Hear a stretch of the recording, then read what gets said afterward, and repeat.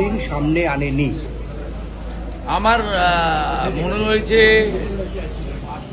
যে শহীদ পরিবারের প্রতি তার উদাসীনতা, উন্নাসিকতা, নইলে কেউ এরকম অপরাধ করে 25 লক্ষ টাকা কমিশন দেওয়ার পরে তাদেরকে 2 লক্ষ টাকা দিয়েছে, 5 লক্ষ টাকা আহতদের দেওয়ার কথা বলেছে, 15,000 টাকা দিয়েছে। আপনি ভাবতে পারেন যার উপরে দাঁড়িয়ে বাৎসরিক ডিম্বাদ উৎসবে পরিণত করেছে, সেই যারা আত্মবলিদান দিলেন তাদের প্রতি এই অবিচার, তাও একটা কমিশনের রেকমেন্ডেশন, এটা ছাড়া আপনি কি বলবেন? তো অপরাধ। দ্বিতীয়ত হচ্ছে সুশান্ত চ্যাটার্জি নিজে বলছেন তার রিপোর্টে যে কোনো তথ্য আমাকে দেওয়া হয়নি রাইটার্স থেকে।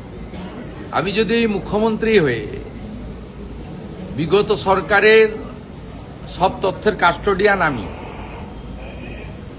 যে কেউ আরটিআইয়ের মধ্যে দিয়ে চাইলে পেতে পারে, আমরা মনে করলে প্রকাশ করতে পারি, কোনো হাইকোর্ট সুপ্রিম কোর্ট যদি তদন্ত করে রিপোর্ট চায় আমি দিতে বাধ্য, যদি খুঁজে না পাওয়া যায় তৎকালীন যে দায়িত্বে ছিলে তার বিরুদ্ধে এফআইআর করতে আমি বাধ্য।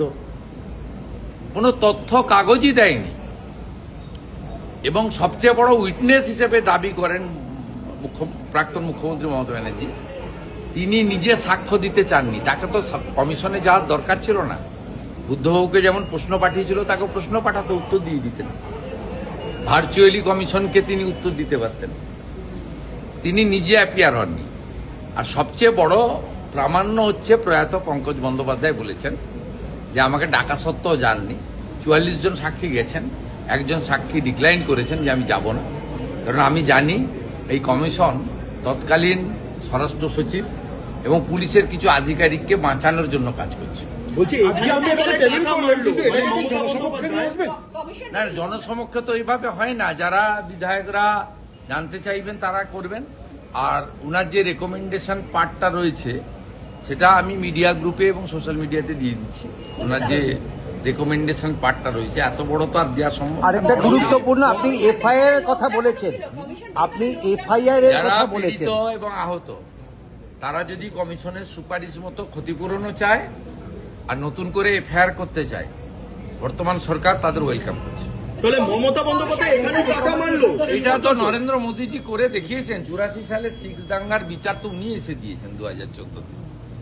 এটা তো নীতিশ কুমারজি করে দেখিয়েছেন। 96 সালে ভাগলপুর দাঙ্গা তো নীতিশ কুমারজি মুখ্যমন্ত্রী হওয়ার পরে দোষীরা সাজা পেয়েছে। তার মানে কি 20-তে 21-এর স্মরণ হলো আজকে? 20 তারিখে 21-এর স্মরণ। এতদিন তো 21 তারিখ মানে স্মরণ নয় না, মানে তাদের বিচার না, বিচারও নয়, সত্যের উদ্ঘাটন। সত্যের উদ্ঘাটন সব সময় বলে না সত্য অমর, সত্যের কোনো ক্ষয় নাই, সত্য চিরন্তন, সেই সত্যকে চাপাও দেওয়া যায় না। আজকে সত্যের উন্মোচন। বলছি তাহলে মমতা বন্দ্যোপাধ্যায় এখান দিয়েও টাকা মারলেন শেষ পর্যন্ত, মানে এটাও বাকি ছিল? এটা আমার মুখ থেকে না বলে, যে 12 জন চিহ্নিত হয়েছে, শনাক্ত হয়েছে, একটা দুটো বডি মনে শনাক্ত হয়নি, তাদের পরিবারের কাছ থেকে জানলেই ভালো যদি তারা বলতে চান। আমি যা বলেছি সুশান্ত চ্যাটার্জির রেকমেন্ডেশন এবং implementation, as a chief minister house চললে বাইরে বলা যায় না, হাউসে বলেছি। এবং যে সদস্য চাইবে অ্যাপ্লিকেশন করে কপি ফটোকপি লুকিয়ে রাখার কারণটা কাল ভিক্টোরিয়ার সামনে যিনি আসবেন তাকে জিজ্ঞেস করলেই বলতে পারবেন। আমি সদস্যরা যদি আপনাদের সঙ্গে দেখা করতে জানাচ্ছেন, এখনই ফোন করে রিঅ্যাকশনস নিলাম, আপনাকে সমর্থন জানাচ্ছেন, তারা এফআইআর পর্যন্ত করবেন আপনার বক্তব্য মতো, এবং তারা আবেদন। আমি আপনার কাছ থেকে শুনে তো বলবো না, কান দিয়ে দেখতে নি।